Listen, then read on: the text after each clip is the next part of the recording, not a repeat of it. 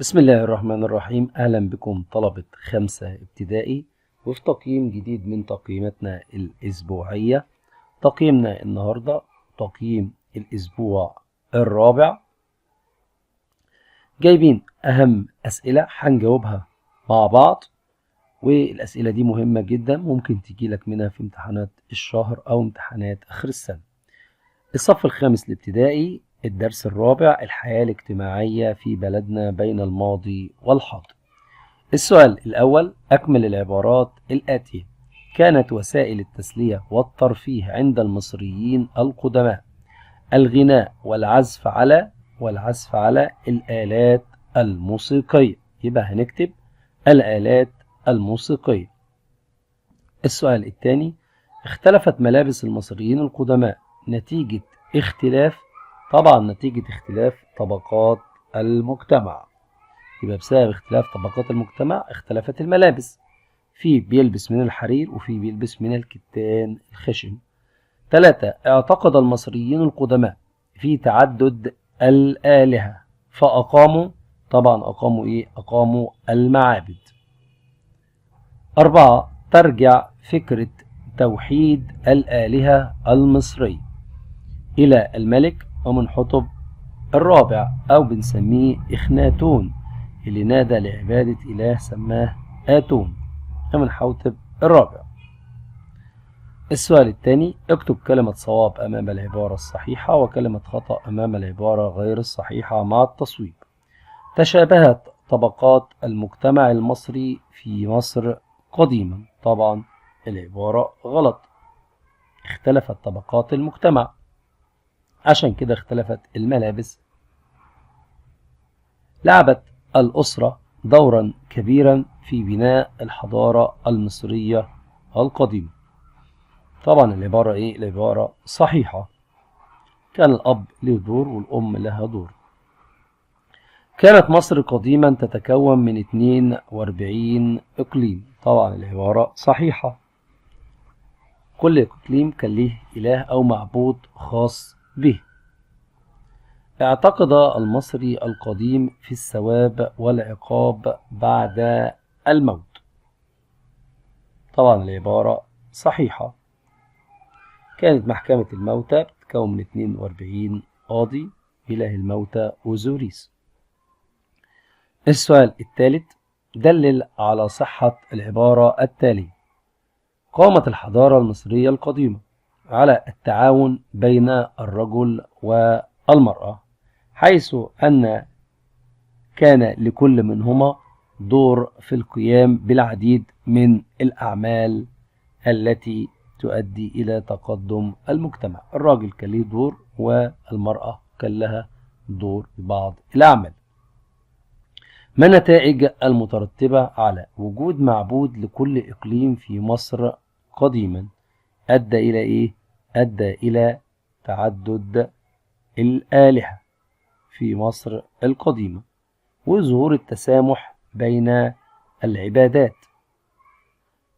السؤال اللي بعده: الواجب المنزلي. اختر الإجابة الصحيحة مما بين القوسين. من ألعاب التفكير عند المصريين القدماء طبعا لعبة السنت، اللي هي لعبة تشبه الشطرنج. يبقى هنعلم على السنت. صنعت ملابس الملك والأغنياء من الكتان عالي الجودة أو الحرير. الملك والأغنياء من الحرير أو الكتان عالي الجودة. معبود الحق والعدل عند المصريين القدماء. طبعا الإله ماعد. يرمز للإله آتون عند المصريين القدماء بقرص الشمس. يبقى الإله آتون اللي عبدوا إخناتون وعمل له عاصمة اسمها إخيتاتون كان يرمز له بقرص الشمس. السؤال الثاني: بما تفسر تشييد الملك أمنحتب الرابع مدينة إخيتاتون لكي تكون عاصمة للبلاد ومركز لعبادة آتون لكي تكون عاصمة للبلاد ومركز لعبادة آتون. دلل على صحة العبارة التالية: كانت الحياة الأسرية في مصر القديمة قائمة على المشاركة والتعاون، حيث تشارك الوالدان في تربية أبنائهما على العديد من القيم مثل الحب والصدق والتعاون. نشوف ورقة التقييم الأسبوعي بتتقسم لثلاث مجموعات. المجموعة الأولى دلل على صحة العبارة: لعبت المرأة في مصر الفرعونية دورا كبيرا داخل وخارج المنزل، يبقى لها أعمال داخل وأعمال خارج، حيث كانت تقوم برعاية الأبناء وتشرف على أعمال المنزل، ده داخل المنزل، وخارج المنزل مثل الأعمال اللي اشتغلت بيها زي الزراعة والتجارة والطب. 2. بما تفسر اختلاف الملابس في مصر الفرعونية. اختلفت الملابس في مصر الفرعونية بسبب اختلاف طبقات المجتمع.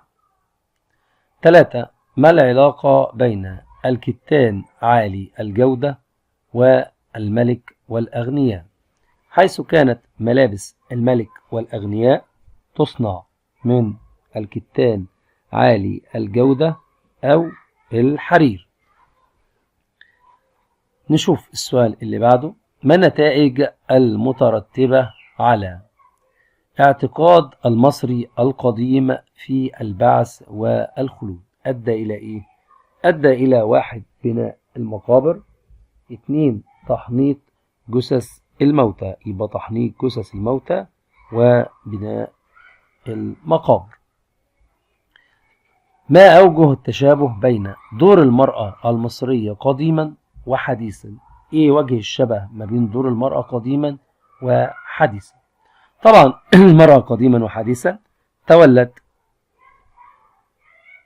منصب قاضية ووزيرة، ويحق لها البيع والشراء والميراث، وبرضه تشرف على شؤون المنزل قديما وحديثا، ورعاية الأبناء قديما وحديثا.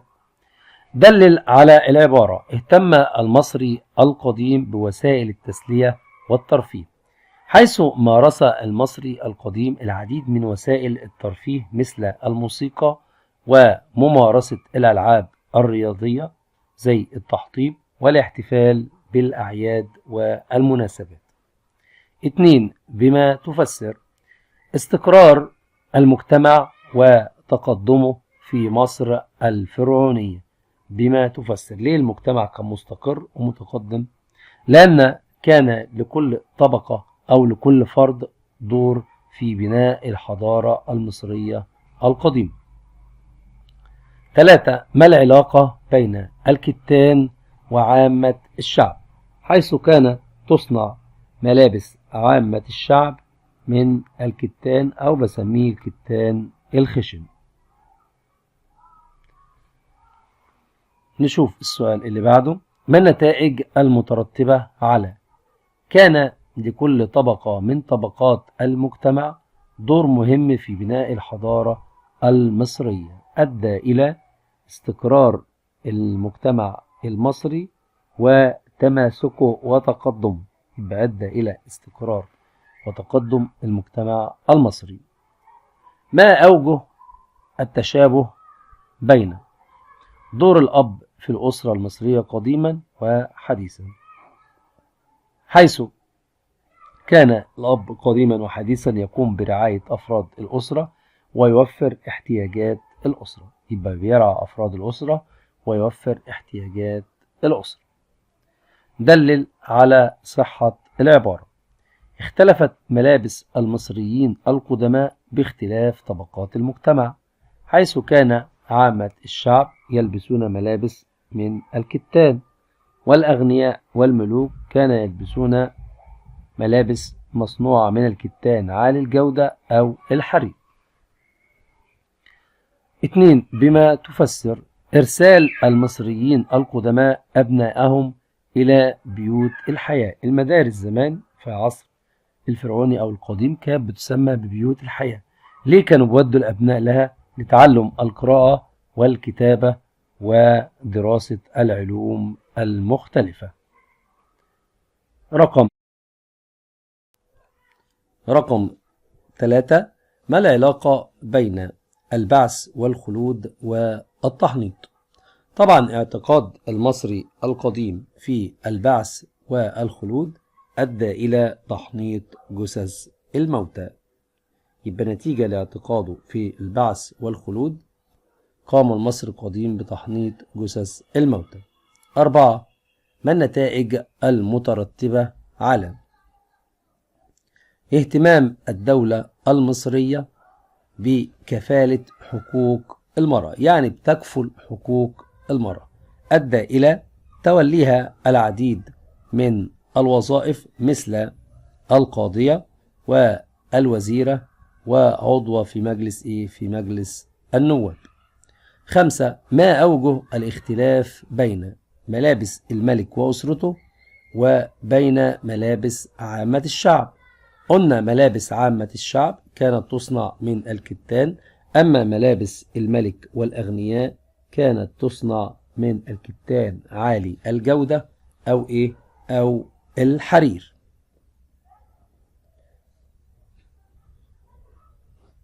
وبكده أبقى خلصت معاكم تقييم الأسبوع الرابع. تابعوني في بقية التقييمات. مع تحياتي مستر جبر.